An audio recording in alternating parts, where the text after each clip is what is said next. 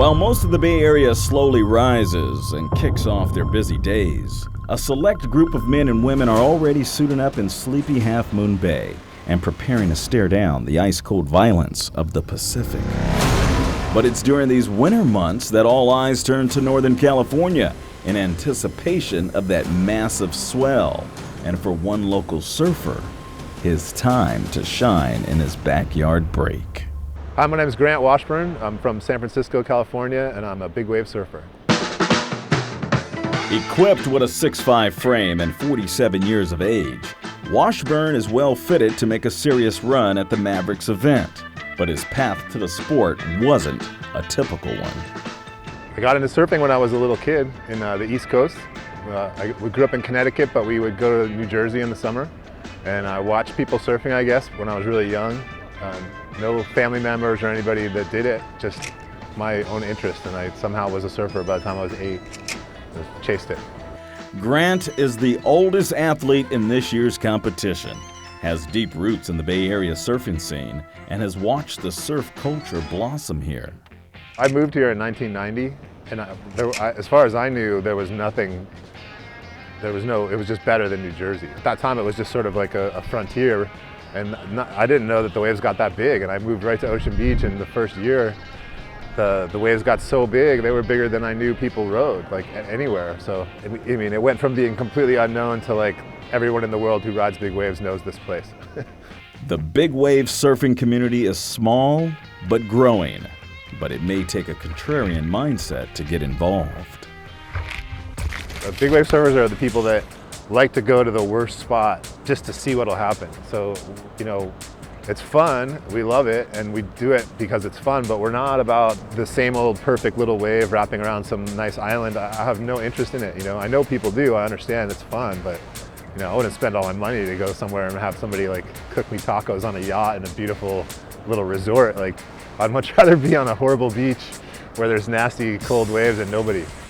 Just 20 minutes south of San Francisco, Mavericks has always delivered up huge surf, but wasn't considered a worldwide destination.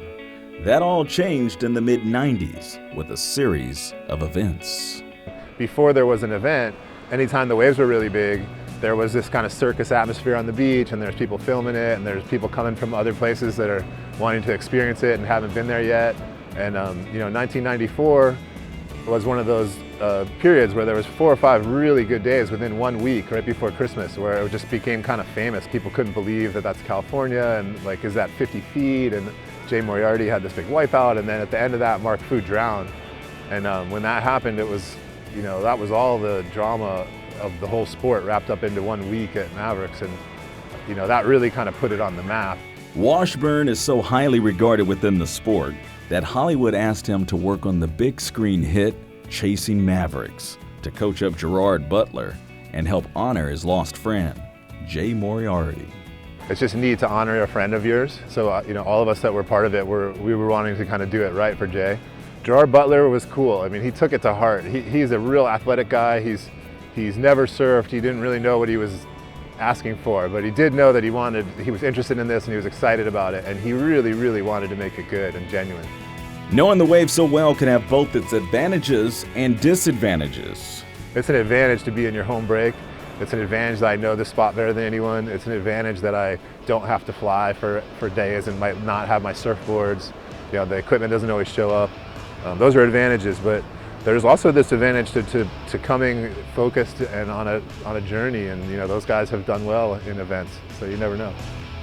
And with the window officially open, when the conditions are just right and the contest kicks off, how does Grant see himself stacking up?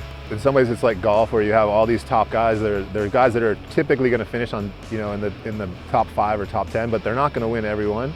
Zach Wormhout and I were in the first event together, and we're the last 2 that have kind of made it through each one. And I wouldn't be surprised to see he or I in the finals. You know, it's a young guy's sport, but it's also about experience and knowing your limits and paying attention. And you know, the old guys have advantages in those areas. Henry Wooford, CSN Bay Area.